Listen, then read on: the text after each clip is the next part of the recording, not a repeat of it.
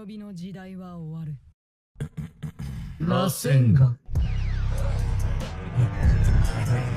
strongest villain in the entire universe, Jura, the reincarnation of the Ten Tails, and this is the way or the dimension where he might actually be defeated. Yeah, that's basically what we're diving into today, but before we get into it, I'm Nim, and please help fix the algorithm by liking this video. Thanks, guys. So after chapter 4 of Boruto Time Skip, for the first time we are introduced to a new villain who at first many thought that he was the manifestation of a Junin class shinobi who became a tree due to being bitten by a claw grime, Sumeka. Or there are also some who think that Jura is the manifestation of a monk who was once an Ishiki vessel. Yeah, Jigen.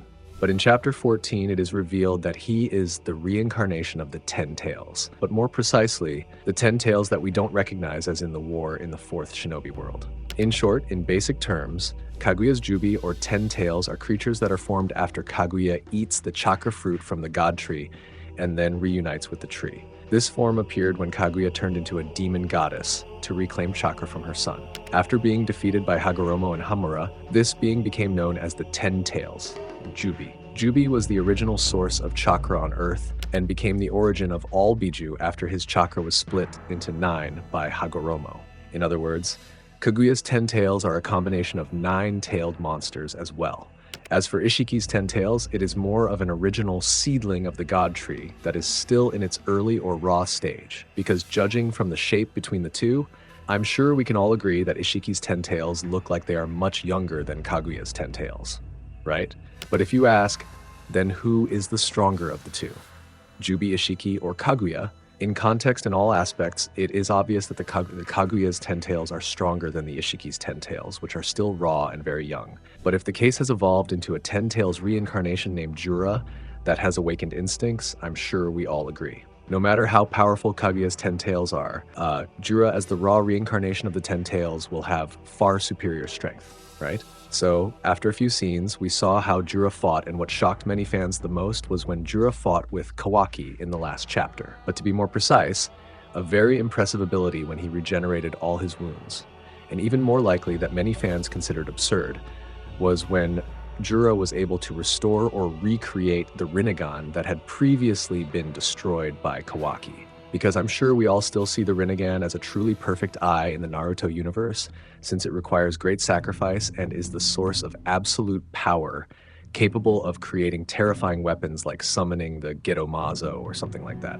But apart from logical expectations and such, we also cannot say that in the Boruto era, the existence of the Rinnegan eye is irrelevant or not special like in the Naruto universe. Because once again, in the Boruto era, everything has changed. A lot of things that we thought were perfect, extraordinary, or something like that in the Naruto era, but in the Boruto era, it all changed. Because, yeah, it is what it is. So out of all the techniques and powers that have been revealed, and many that still haven't, have you ever thought about how to defeat Jura, who has absurd regeneration abilities? In Naruto and Boruto, most villains were taken down through unexpected plot twists. Take Madara, for example. As the strongest villain, he died in a ridiculous way. Titled the Ghost of the Uchiha and the God of Shinobi, yet he was betrayed and stabbed from behind by Black Zetsu when he let his guard down, not realizing Zetsu would betray him. Then another example is Kaguya. She was defeated by being sealed for the second time by her son and also the descendants of her son. And the last example is Ishiki. Even after Naruto used his final mode and sacrificed Kurama's life, the fact remains, Ishiki was still overpowering Naruto. His defeat wasn't a total or absolute loss. It was more like a time limit defeat. Nothing truly epic like the battles between Madara and Hashirama or Indra and Ashura, right? But one thing is for sure, one of the most memorable quotes so far is the one about Itachi. No matter how strong a jutsu or technique is, there is always a weakness. In other words, no matter how strong the enemy is, there must always be a way to defeat it, right? And here are at least 4 ways to defeat Jura. First and foremost is Uzuhiko. So far, I still believe Boruto's Uzuhiko holds an important role in defeating Jura. But here's the catch. Can Boruto charge his planet's chakra beyond what he used to destroy Hidari? Still, even if that can't be used as a benchmark, does Kawaki's attack output without a limiter, as you've seen, have the same power as Uzuhiko? But if I may assume, somehow after seeing Kawaki's changes and how the difference between Kawaki fighting Jura and Boruto fighting Jura Kawaki's current power has surpassed Boruto. In other words, I assume that the attack output power of this Kawaki has more power compared to the Uzuhiko when Boruto destroyed Hidari. And it also means that if Boruto wants to at least defeat or destroy Jura, Boruto can still use Uzuhiko. But the exception is, it's not Boruto himself who does it. It's the Borushiki. Yeah, at least with momoshiki being a Borushiki, the attack output power will multiply.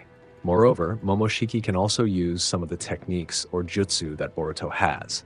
Because with Boruto currently getting stronger, I'm sure and we all agree that it will automatically make momoshiki stronger too, right? Second, I don't know why I'm still very hopeful about Sage Mode, but this hope is not without reason. Although this is not very relevant, but I'm sure if we all also agree that Jura and Jinchuriki Obito or Madara have little in common. More precisely, they are manifestations of the Ten Tails themselves, right? And as we know, Jura's regeneration isn't independently active, or what you might call passive regeneration, like Jinchuriki, Madara, and Obito. Jura uses the roots of the Shinju to regenerate his body, and he doesn't need to go to the Shinju dimension to do it.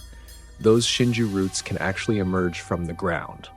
This situation is even more difficult than with Obito or Madara. Jura doesn't have a Gudodama like Obito that can protect him from any kind of attack. But Jura is able to summon the roots of the Shinju, which not only regenerate his wounds, but also act as an absolute shield against the strongest attacks from his enemies. So far, Jura does have extraordinary physical strength.